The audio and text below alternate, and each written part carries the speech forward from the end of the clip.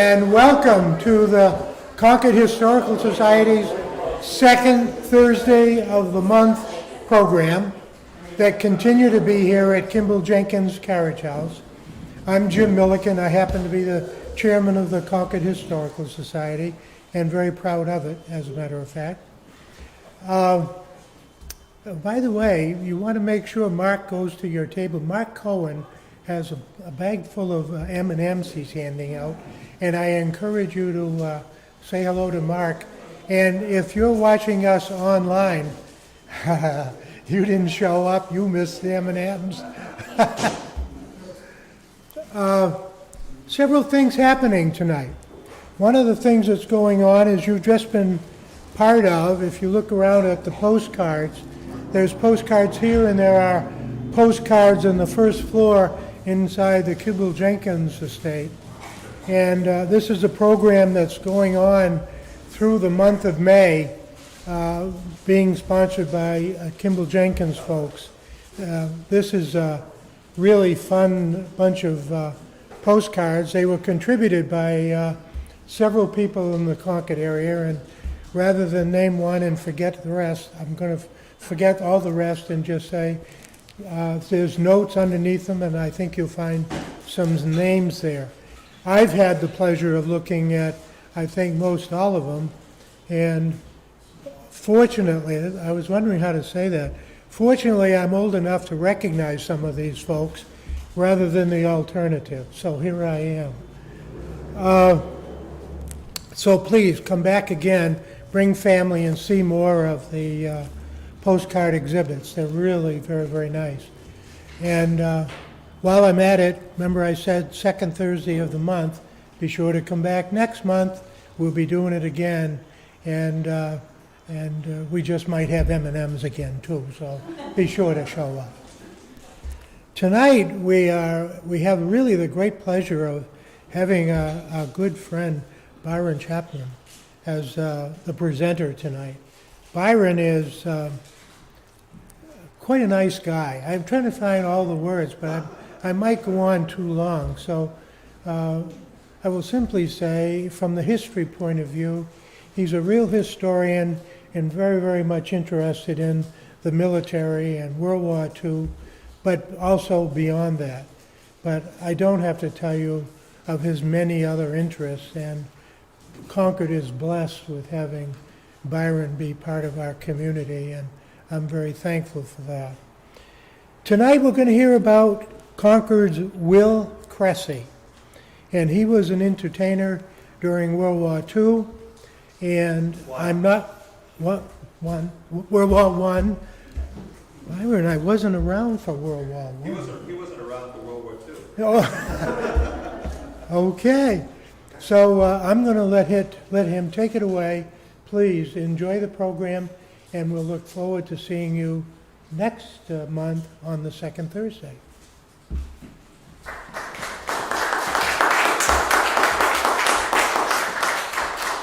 Thank you, Jim. Thank you very much for that introduction.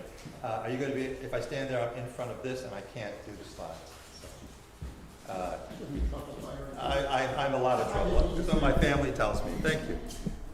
Thank you, John. I'm not no. So thank you very much, Jim, for that very kind introduction. It's good to see you. There are a lot of familiar faces and friends in the audience.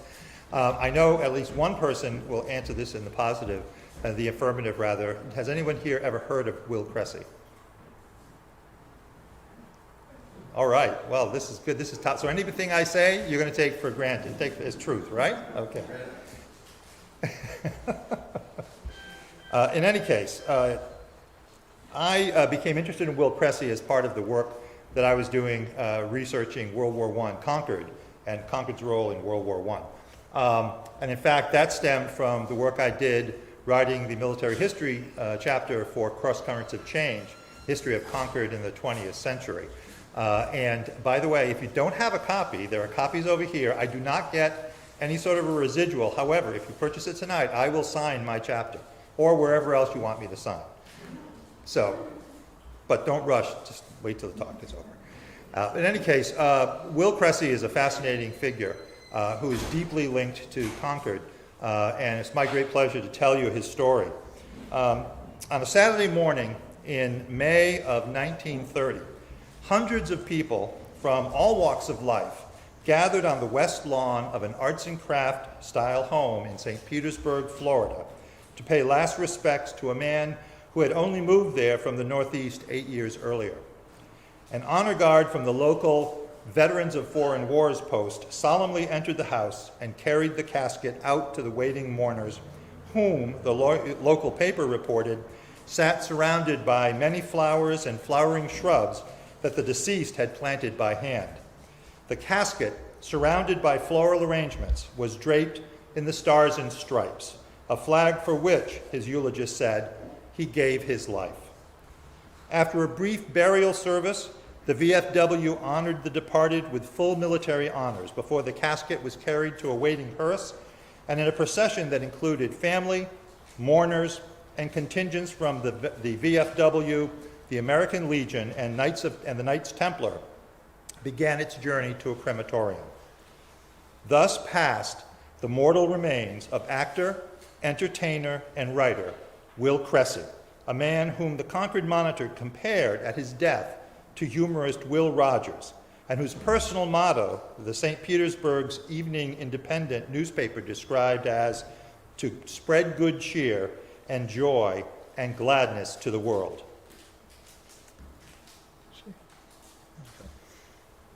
Will Martin Cressy was born in Bradford, New Hampshire, to Frank and Annette Cressy during the American Civil War, just 4 months after the Battle of Gettysburg. Frank was a teacher who founded a graded school in Bradford, but he had higher ambitions. In late 1865, the family moved to Washington, D.C., where Frank became a clerk in the Treasury Department, and where Will's brother Harry and sister Mary were born. Although much was made subsequently of Will's rural background, he lived in the nation's capital from age 2 until the family moved back to New Hampshire in 1873, when he was almost 8 years old. Will and his siblings attended public schools in Concord, while his father worked for the U.S. Railway Mail Service before becoming a traveling salesman for a local flour and grain dealer. In 1884, Frank Cressy took a sales job at another Concord flour and grain dealer, Blanche Dayne Company, which he bought in 1898, changing the name to Cressy and Company. Oops, I'm sorry about this. This is one of the things that I'm afflicted with because I have an HP product. Thank you. Okay. Performance seems to have run in the Cressy family. Almost as soon as Frank Cressy arrived in Concord, he joined a local amateur theatrical group known as the Young People's Union.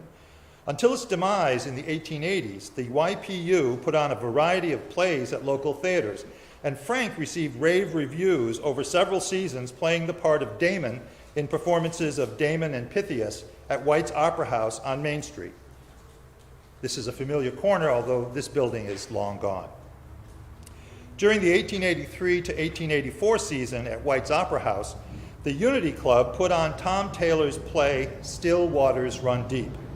In a manner, the Concord Monitor reported, to remind Concord that our amateurs were the equal of some visiting professionals. Of note, the Monitor said, was one of the old YPU stars, Frank Cressy, who was joined on the stage by his wife Annette and son Harry. In his later years, Frank was widely recognized as one of the best storytellers in New England, while Annette was a respected author of poetry and prose.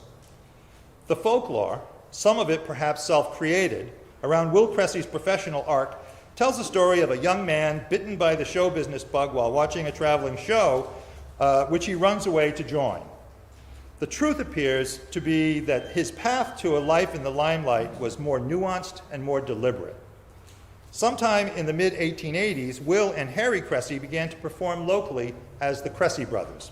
They were a versatile duo who made music from bottles, banjo, mandolin, guitar, and even sticks of wood. They also sang and gave recitations. As a team and individually, they frequently appeared on the playbill at White's Opera House and other local venues. During one of these appearances, they favorably impressed the advance agent of the Frost and Fanshawe Repertoire Company and the brothers made their debut with Frost and Fanshawe in Norwalk, Connecticut on September 19, 1889. The tour, unfortunately, was not a financial success for the brothers. They were paid $32 for the 24-week session. That was $32 split two ways. And at its close, Harry Cressy gave up the stage and returned to Concord to join Frank at Cressy and Company. Will, however, had fallen in love with Blanche Dayne, the soubrette, or flirtatious female lead of the company, and incidentally, the niece of one of the owners. The couple married on January 19, 1890, forming an enduring partnership both on and off stage. Will was 26, Blanche 18.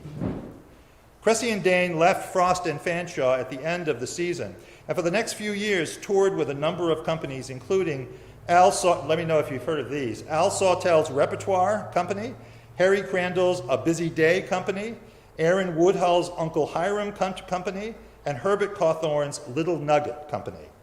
Throughout this and later periods, Will and Blanche used the Cressy family home at 24 South Street in Concord as their home base.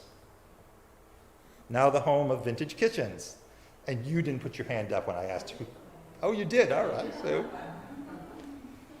touring with the Uncle Hiram Company, Will Cressy played his first rural Yankee role. And as his obituary would later state, he never played anything else thereafter. This was cemented when he and Blanche joined the touring company of the hugely popular four-act play, The Old Homestead, for a 6-year run. Written by, produced by, and starring Granite Stater Denman Thompson, The Old Homestead was based on a sketch Thompson had written about the down-to-earth characters he remembered in his hometown of Swansea, New Hampshire.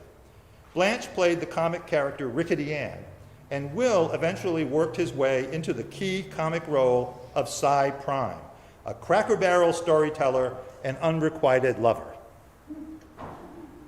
Will had found his sweet spot, playing the comic New England rube. In December 1899, Cressy and Dayne tried vaudeville at the Union Square Theater, New York City, quote, for 1 week only.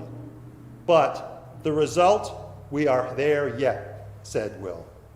The closest approximation we have today to vaudeville would be the TV variety show of the late 20th century, like Ed Sullivan, or today's America's Got Talent. The playbill for any given show could include a song and dance team, a ventriloquist, an animal act, a comedy routine, acrobats, a lecturing celebrity, an escape artist, like Harry Houdini, a dramatic scene, or any number of other entertainments. As vaudeville stars, Cressy and Dayne were what today we'd call comic sketch artists. Excuse me. Perhaps channeling his mother perhaps channeling his mother became one of the most prolific and successful sketch writers in vaudeville. He claimed to have written 100 sketches by 1907 and is credited with writing at least 150 during his lifetime. They had titles like Grasping an Opportunity, The Key of C, Bill Biffin's Baby, The New Depot, and Town Hall. Will's sketches were popular with vaudeville actors and audiences because, as one historian writes, they combined rib ticklers with tugs at the heartstring, so funny and sentimental. The directory 1000 New Hampshire Notables credited Will with having written about half of all the playlets then being presented in vaudeville, and that was around after World War I, so that was like in the 1920s. Usually, Will took the role of an elderly rube for which his elastic face was well suited, as you can see here. But as a vaudeville historian has noted, it was not a caricature. Instead, it was an affectionate and admiring portrait based on men around whom he had grown up in New Hampshire. Blanche played her roles straight. In one sketch,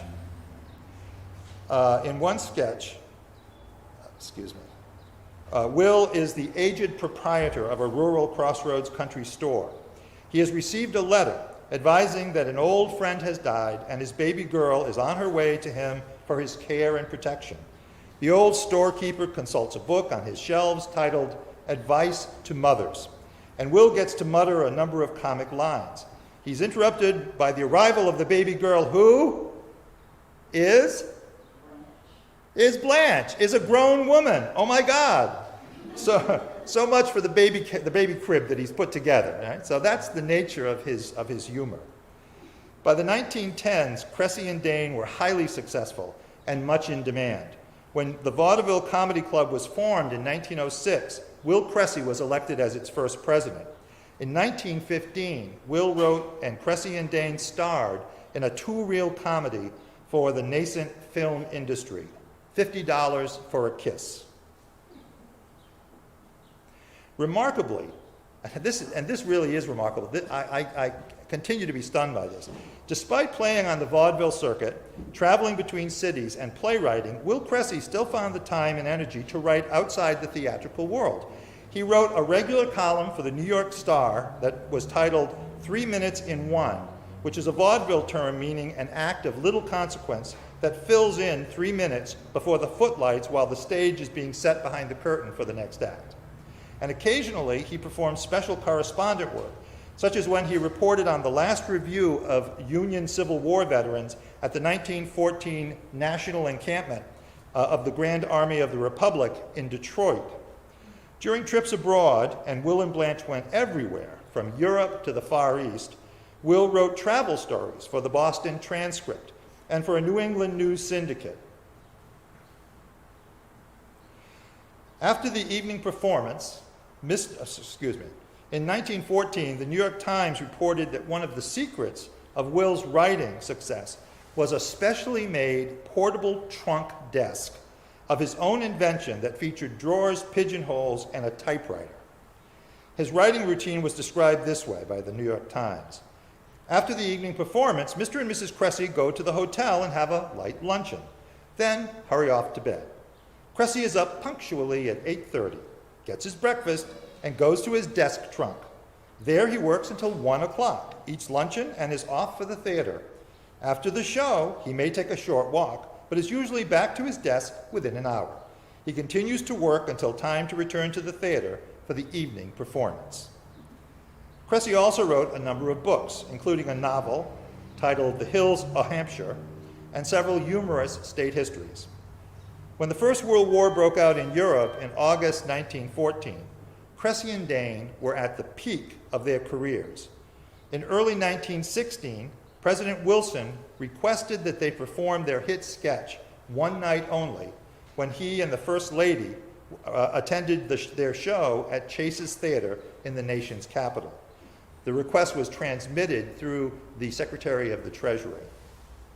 The United States declared war on Germany in April 1917, and Will threw himself into charity work, writing a book of 20 war poems, the proceeds of which went to various war funds, and raising $5,000 for the Soldiers' Tobacco Fund. He raised thousands of dollars for the YMCA and the Red Cross, and helped raise hundreds of thousands of dollars worth of bonds during Liberty loan drives.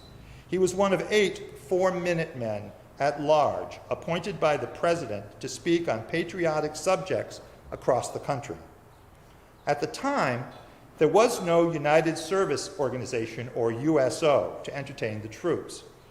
But as American doughboys started arriving and mustering in France, it became apparent to General John J. Pershing, commander of the American Expeditionary Force, that something needed to be done to maintain the morale of the young soldiers, most of whom were away from family and country for the first time. Pershing reached out to the Young Men's Christian Association, or YMCA, for a solution. The Y sent 2 eminent theater professionals, producer Winthrop Ames and Shakespearean actor E.E. Southern, to France on an exploratory tour. They returned at the end of March 1918, convinced that what was needed was almost any kind of entertainment that was well done, whether comedy, drama, or tragedy, so long as it is not too sentimentally foolish or hasn't too much to do with the war. Leading lights of the American theater quickly organized the Over There Theater League. Does anyone know who that gentleman is?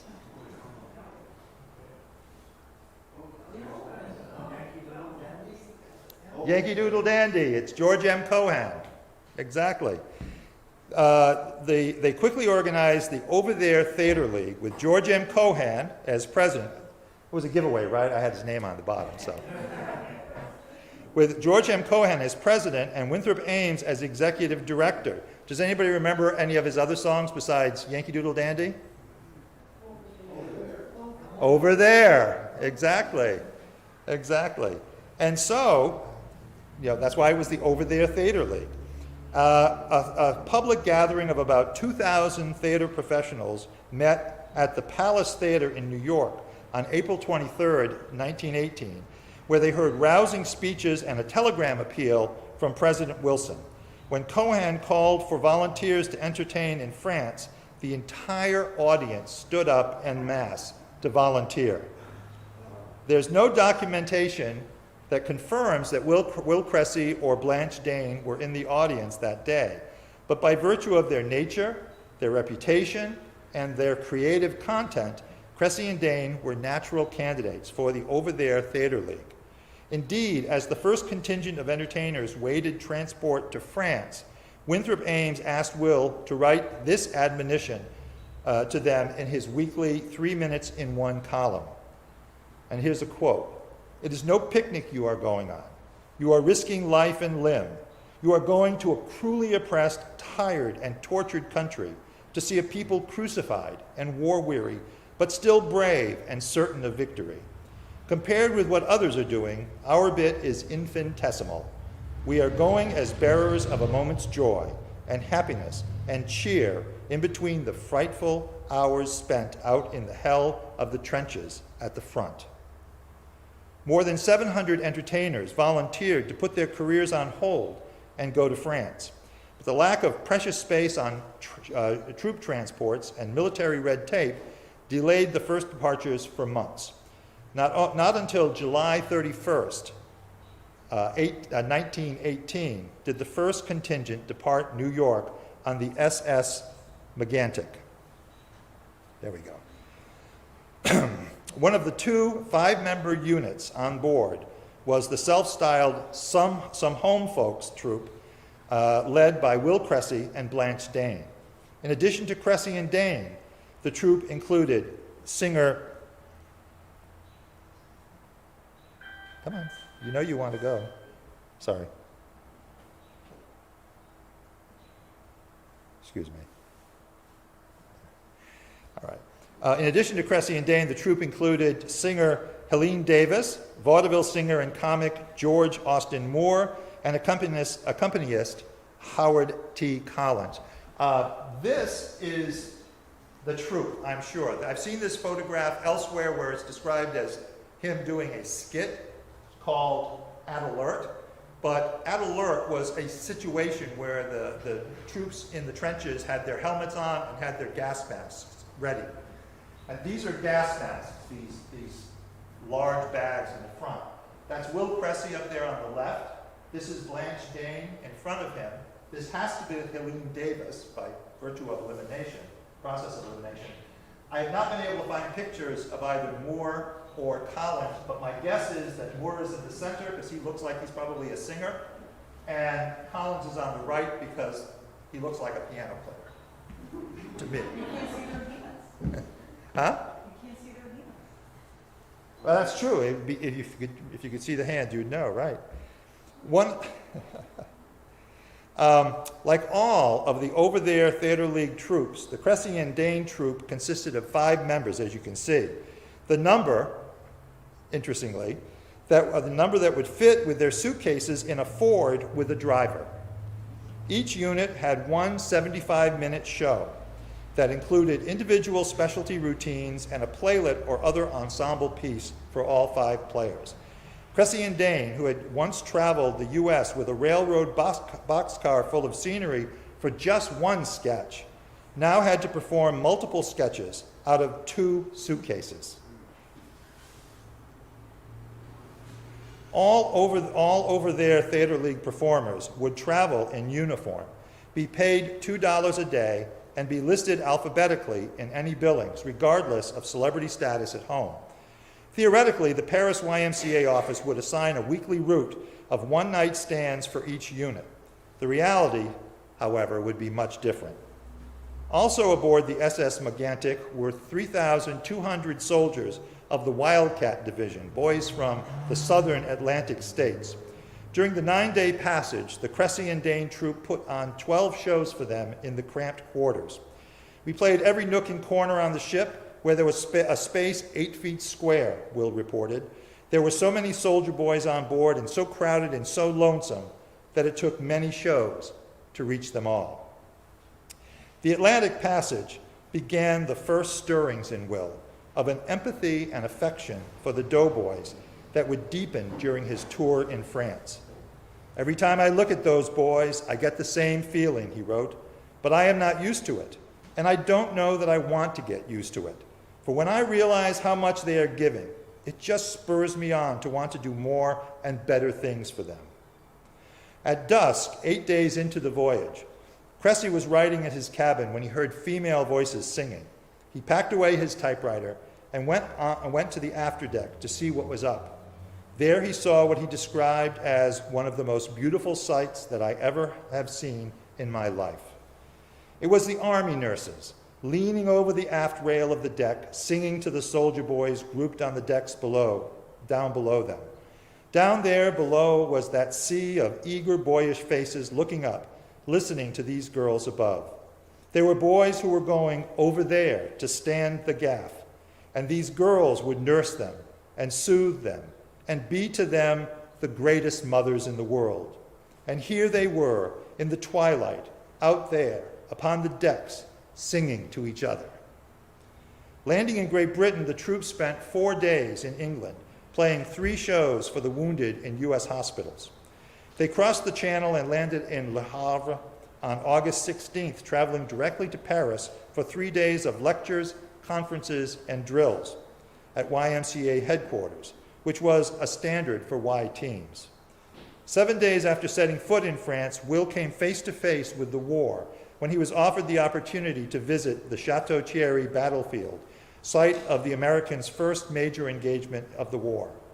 Fitted out with a helmet and gas mask, he set off with 3 other men in a Ford car that had seen better or worse days, he recalled. It had some wheels, 3/4 of an engine, a mean disposition, and some loose bolts and nuts. One thing you learn about Will reading his dispatches from the front is he hated Henry Ford's cars, just hated them. The quartet passed village after village destroyed by artillery fire. You have seen moving pictures of dozens of them, Will mused. So have I. And yet, when I saw the real thing, it was as if I had never seen, read, or heard of such a thing. There is no use trying to describe it. They drove by fields or woods alongside the road, hiding huge camps or depots of all kinds of supplies, mountains of gasoline barrels, shells piled up as carelessly as cordwood, cannon, machine gun ammunition, and a hillside in a deep wood that was just a network of trenches, dugouts, and shelters. A mile past a town that was still smoking from an artillery barrage, Cressy's party met a French ambulance. It was loaded. Blood dripped from it, and there was a huddle of men inside, Will recalled.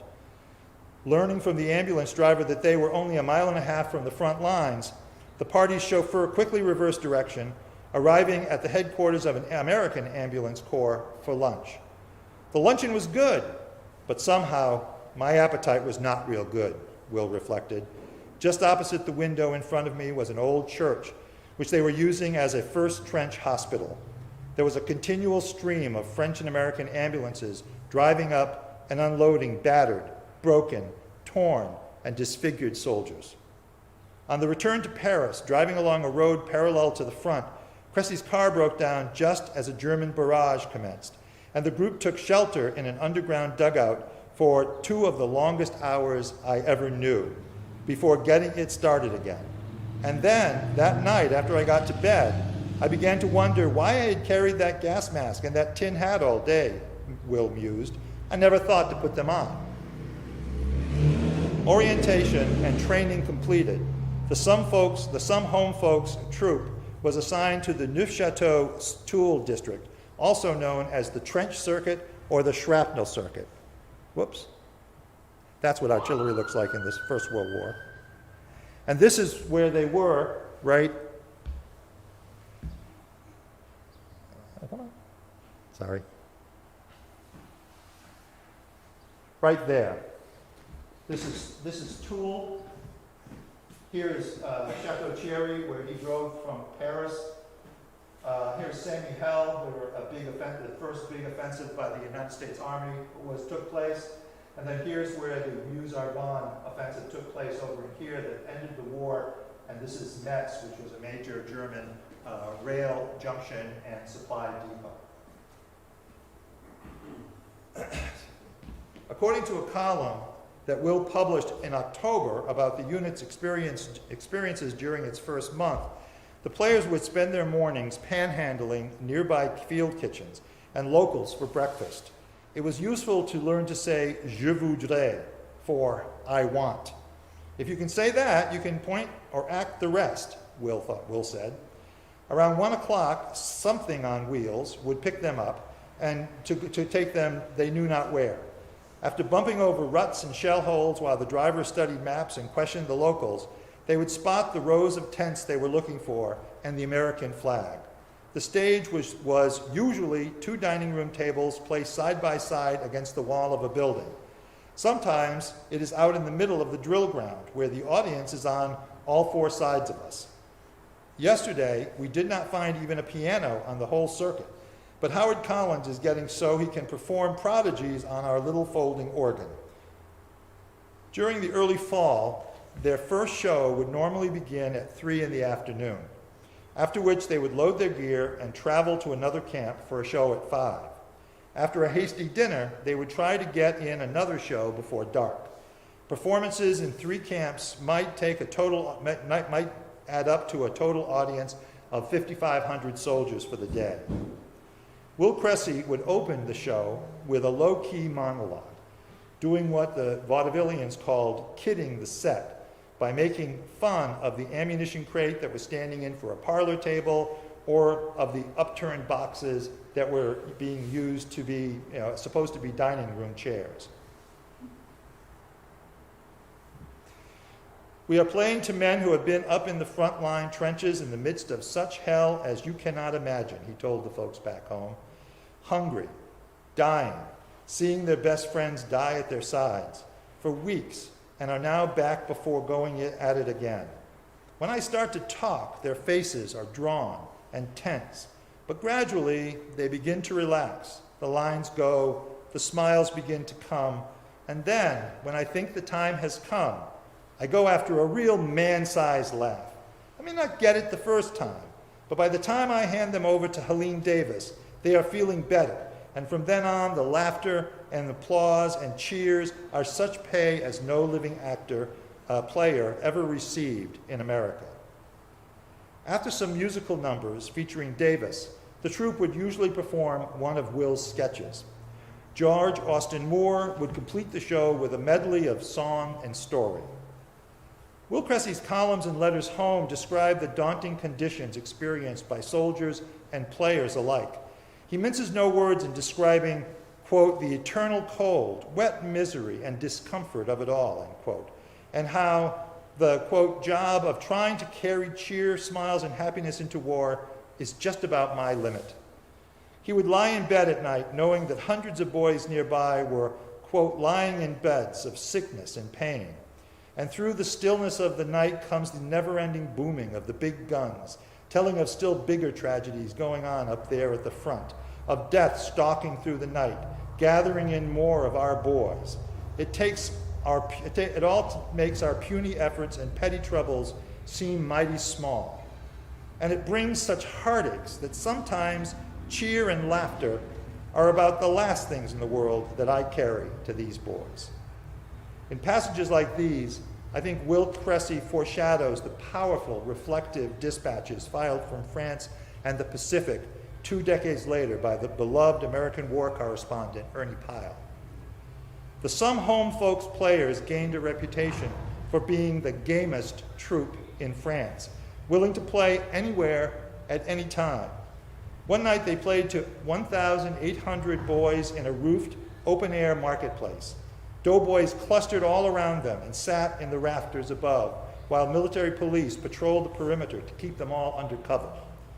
And in all that great place, the only light we were allowed was one kerosene lantern, Will recalled. When George Moore and Helene Davis sang, a boy held the lantern up beside their faces. While Mrs. Cressy and I played the village lawyer, the lantern stood on the little table, and we leaned forward as far as we could so that the light would fall upon our faces. And throughout it all, Fritzy cruised above, hunting for a light to drop a bomb. Another theater was a barn 3 miles from the Germans with so many shrapnel holes in the roof that they had to spread army tents over the roof so that the light from our tallow candle footlights would not show through. The show went on while 9 German bombers circled above, while anti-aircraft guns boomed in the surrounding hills, and while a nearby battery of 4-inch guns kept up an eternal, infernal firing.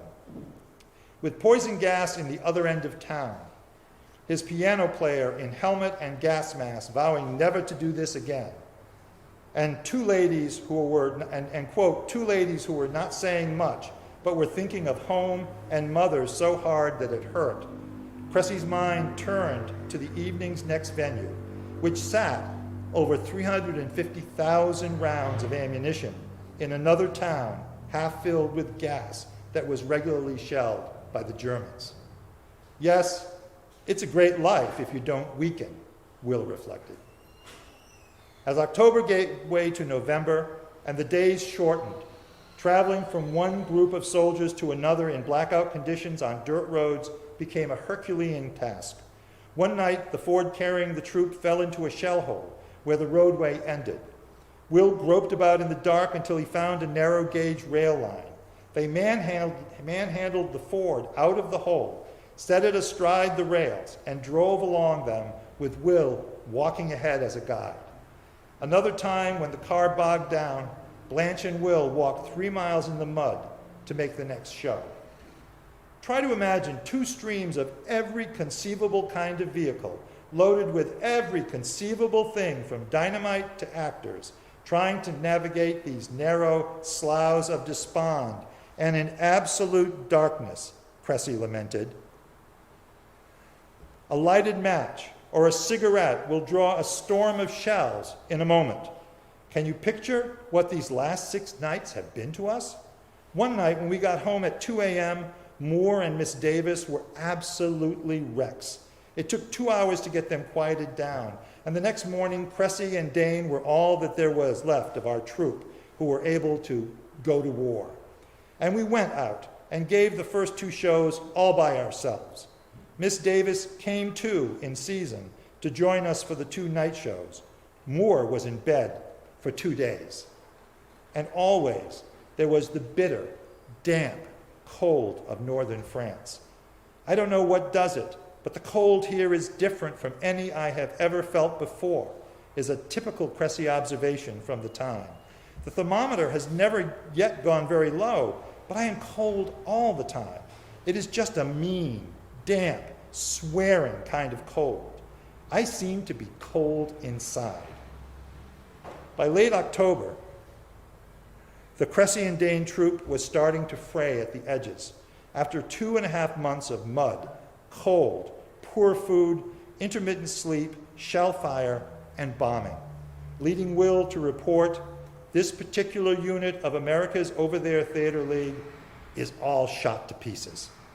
Helene Davis was limping on an ankle sprained by a fall into a shell hole and had to be carried to at least one performance on a stretcher. Singer George Moore was recovering from influenza, his voice a little tarnished. Pianist Howard Collins was starting to act erratically, and Will Cressy had pink eye and was mute thanks to a larynx strain. Only Blanche seemed to be in good health, experiencing, as Will said, the happiest 6 days since childhood, thanks to Will's silence. These trials were reflected in Will's sober reflections about this time. This starts us on our fourth month, excuse me. This starts us on our fourth month in Uncle Sam's service. It is not my choice of a job. In fact, to speak confidentially, just between ourselves, it is about the rottenest business I ever ran across. Of course, Sherman did first rate in defining war, considering the fact that he had only a little one-country war between civilized people to judge by.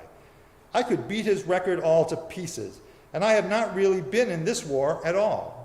But I have been through more hell in the last 3 months, to say nothing of what I have seen and known, than anybody ought ever to know in his whole life. The troop was staggering along the best it could when catastrophe struck. Walking along a road outside the village of Bouillonville near Metz, Will was attacked by a low-flying German plane. Later, he considered that he might have been a hero had he stood his ground and been shot, but instead he ran, with the German dropping hand grenades behind him. You have no idea how much territory you can cover when those infernal things are popping along behind you, he explained. Will dove for cover into a cave on the hillside next to the road, and in his words, that was where I spilled the whole beanpot. Half a dozen French soldiers dragged me out and explained in French, all at the same time, that I had done something wrong. I could tell that in a minute. If they had not said a word, I would have known it. Somehow, I just felt it, and I sure did feel awful about it. I wept copiously. I don't know, but what I wept more than that, and I broke all existing records for straightaway freehand sneezing. You know, it is customary to take a breath in between sneezes. Well, I got so I could do 4 and 5 in between breaths. The fourth one would generally loosen my toenails, but I could do it. Initially, Will shook off the experience and soldiered on. But a few days later, his lungs and eyes began to hurt. His face broke out in burns, and his voice began to falter. By the time the troop caught up with New England's Yankee Division, which was full of Concord boys, by the way, he could barely see, and he had again lost his voice. The cave where Cressy had sought refuge had been permeated with poison gas, probably mustard gas, based on the circumstances and his symptoms. I got worse all the time, but so did the Kaiser, Cressy recalled, and as we had enlisted for the duration of the war, I hated to quit. So I stuck it out till Kaiser Bill gave up and quit. And of course, I accepted his resignation, and I quit too. As a little aside, when I read that story as he told it, someone who has studied World War I and talked about and written about the flyers from Concord in that conflict, I was confused by the idea that a German plane would start to strafe him and then would throw hand grenades. I thought that was really a fabrication of some kind. And then reading a very academic study of World War I air power country by country, I learned that the Germans were the only country which created purpose-built ground support, ground attack aircraft during World War I. And this Halberstadt CL-2 is one of them, built to be an infantry support plane. They call them infantry support planes. They were manned by non-commissioned officers and common soldiers rather than officers, and they were trained. Here's a close-up of one of those planes. They were trained to drop hand grenades, and those are German potato masher hand grenades in a caddy on the side of the aircraft. So what he was saying was absolutely accurate. I was just ignorant. He was spot on. This is one of the aircraft that attacked him. With the end of the war, the Some Home Folks troop was pulled out of the front and sent to Paris, where they luxuriated in their first hot bath since August 11th. Will, who had weighed 185 pounds when he arrived in France, was now down to 142, and soon 141. But his sight was returning, his face was healing, his lungs felt quite human, and he had his cough down to a system. Every 3 hours, I have a fit, and let it go at that. The Cressys wanted to return home, but the Y instead sent them with George Austin Moore to Nice on the French Riviera, where it was opening vast rest camps for U.S. troops. Helene Davis, her 3-month tour completed, left for the U.S. Howard Collins went into the hospital, this is the piano player, with tonsillitis. The warmth and sun of the Riviera seemed to do a bit of good for Will. Though his legs were rubbery, he had shortness of breath and fatigued easily. He, Blanche, and Moore continued to entertain soldiers sent to Nice on leave. By November 22nd, he could report, "I am doing finely. I now have 1 ear in commission, will discard soon the dark glasses, can talk, have a range of 4 notes now, and eat and sleep some." On November 29th, he wrote, "Well, I begin to have strong symptoms of living. I can now smoke a cigar. It doesn't taste very good, but I can do it. I can walk from our hotel to the Y Clubhouse, 4 blocks, without resting. In fact, from my hips up, I seem to be doing very well, but my knees and ankles still are non-combatants." By early December, Will was putting on 3 matinee performances each week and could report, "The sunshine of Nice, the rest, and the abuse heaped upon me by my vigilant spouse are beginning to have their effects. My physical defects have narrowed down to lameness in one arm and a leg, and such a weakness and an almost irresistible desire to stay in bed, sit around in the sun, or in fact do nothing in most any attitude or position. And a thinness that is unbelievable. When I get up in the morning, I look at myself and have to get my wife to identify me before I'm dead sure it's me. I don't dare get on the scales anymore for fear I will show up minus." As New Year 1919 approached, Cressy optimistically observed, "I am feeling fine, down to my knees. Below there, I am kind of floppy. Had an examination the other day. Bones of legs and feet softening, common effect of gas, but will wear off in 6 months, the effects, not the legs. Rather a convenient trouble. I can't walk very well or very much, so I don't have to. And I never was very strong on it anyway. If I don't walk, I don't hurt much. So I just sit around and look wise and let everybody else do the work. Very cute." Blanche and Will hoped to return to New Hampshire on January 18th, 1919, and even had steamer tickets in hand, but due to their popularity and their availability, were heavily lobbied by Albee, Southern, and others in the YMCA leadership to stay and continue performing through March. The Cressys departed France in April 1919. Will Cressy never fully recovered from being gassed in the Great War. Performing on the strenuous vaudeville circuit became more difficult. A year after his return, an axe slipped and gashed his leg while he was splitting wood in New Hampshire. The mustard gas in his system caused an infection that would not heal properly. Cold weather continued to plague Will, and he and Blanche retired to St. Petersburg, Florida, 8 years before his heart failed on May 3rd, 1930. His death was attributed to the effects of his gas poisoning. Perhaps a fitting epitaph for Will Cressy was offered by the YMCA's official history of the Over There Theater League. "None of these actor folk, least of all old, modest Bill Cressy, want to be called heroes. In Mr. Cressy's case, a wreath of honor should be placed upon his reluctant brow. Like many of his comrades, he went into the gas zone whenever his job called him there.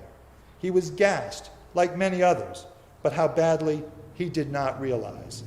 It is as honorable a wound as any soldier endured in the cause which he went overseas to serve."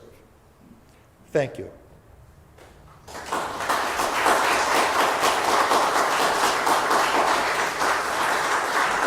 Happy to answer questions if you want me to. Did you just hear that? He's willing to answer any questions. Or try. Let me just grab a drink of it.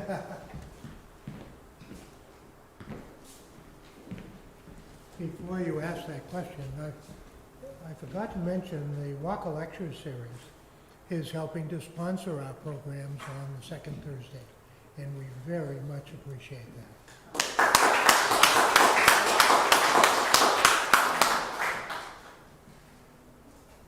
What got you interested in World War I? You did.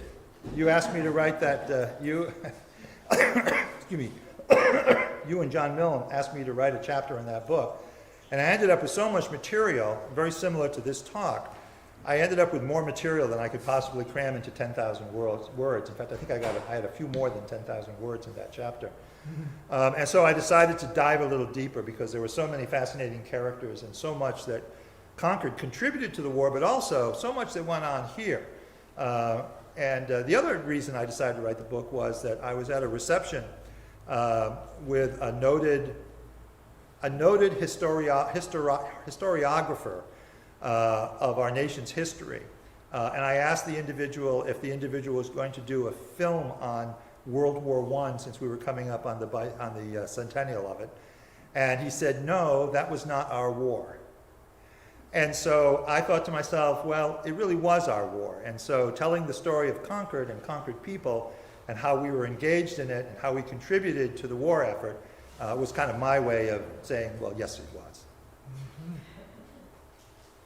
Was there a Congressional Medal of Honor winner from Concord? There was only one, and it's the Medal of Honor. It's called the Congressional Medal of Honor, but it's not. It's the medal, yeah. And he was not in the war, and his name was Charles Willey, and he was aboard the USS. Now I can't remember the name of it. He was on a cruiser off of Haiti. The USS. You had to ask me, Jim. Now I'm not going to be able. I can't think of it either. It's in the book. It's in the book. And he won the Medal of Honor. It was very strange because he was playing cards down below deck, and suddenly the ship, which was anchored in the harbor, started to rise up and down on increasingly large swells, and he realized something was wrong. So he jumped up. His duty station was in the engine room. He pulled down his coveralls. He ran down to his battle station. And suddenly the trough started to become so severe that the bottom of the ship's hull started to hit the floor of the harbor, the bottom of the harbor. And the ship started to shake apart. And the steam in the engines, in the engine room started to escape. The pipes broke. And the engine room was filled with scalding steam.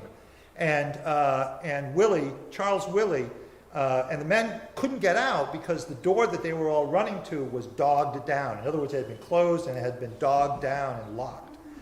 And Charles Willey took off his jumper, took off his coveralls, and wet them in the bilge water at his feet and wrapped it around his face and went to the door and opened it and then carried men who had been scalded in their lungs and passed out and went back numerous times to carry them up onto the deck and into fresh air before he finally collapsed from the steam himself.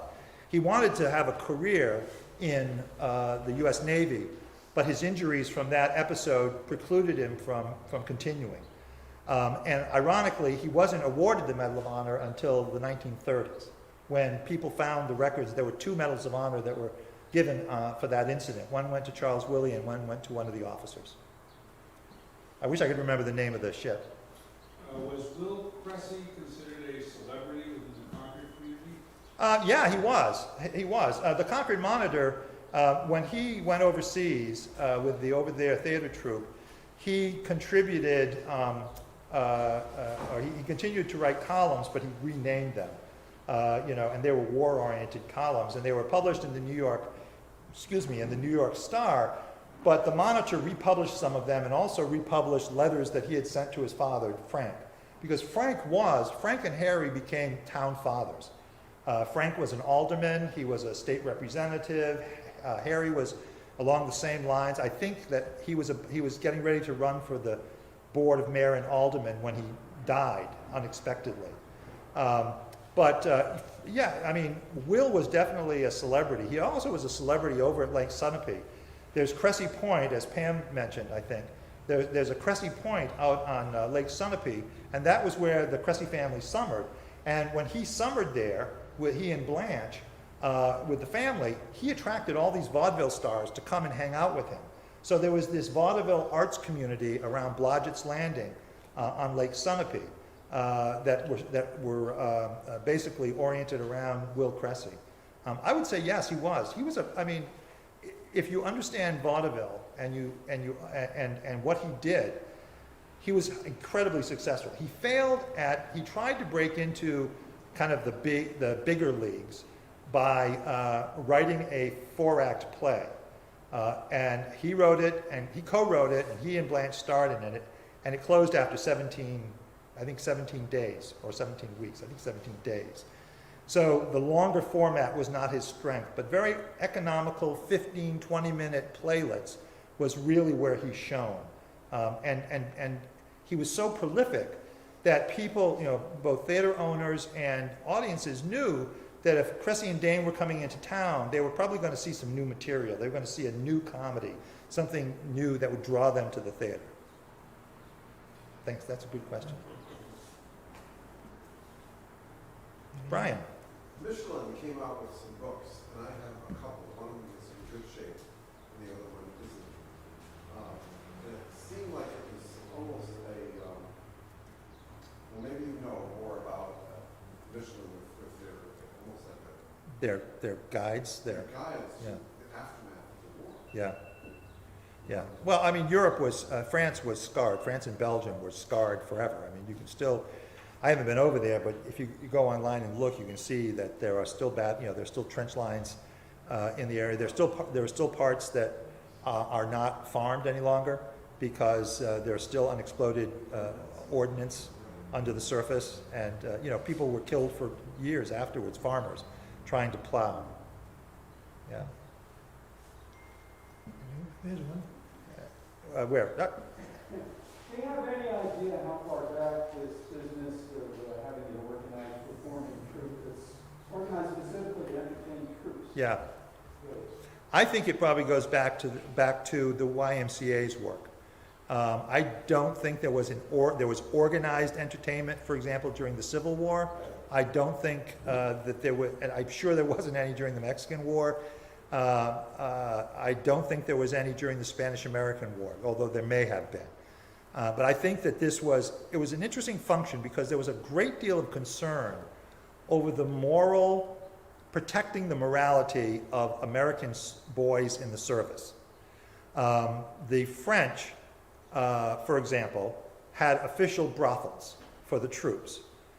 And Pershing thought that was absolutely a terrible idea. So we have a song, how are you going to keep them down on the farm? After they've seen Paris, right. Well, and the idea was to bring wholesome entertainment from home. I mean, they also had jazz performers. I think they were all white, but they had jazz bands. They had all sorts of entertainers that performed under the YMCA banner. I think this was the first organized effort. And then the USO came afterwards. And the USO kind of pulled everything together under one organization. What was the other question?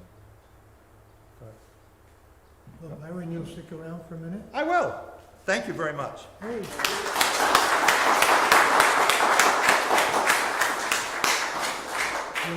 We're looking forward to seeing you second Thursday next month.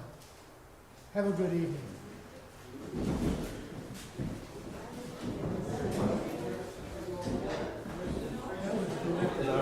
Thank you. You brought out something that nobody, we all needed to hear. That's thank you. Thank you, Jim. Hi. Hi, how are you? I'm fine. Good. I know you. Sylvia. Yeah, Sylvia Misco, right. How are you, Sylvia? Are you involved in the Oh, sure, in the Spanish Civil War? Yes. Yeah, yeah.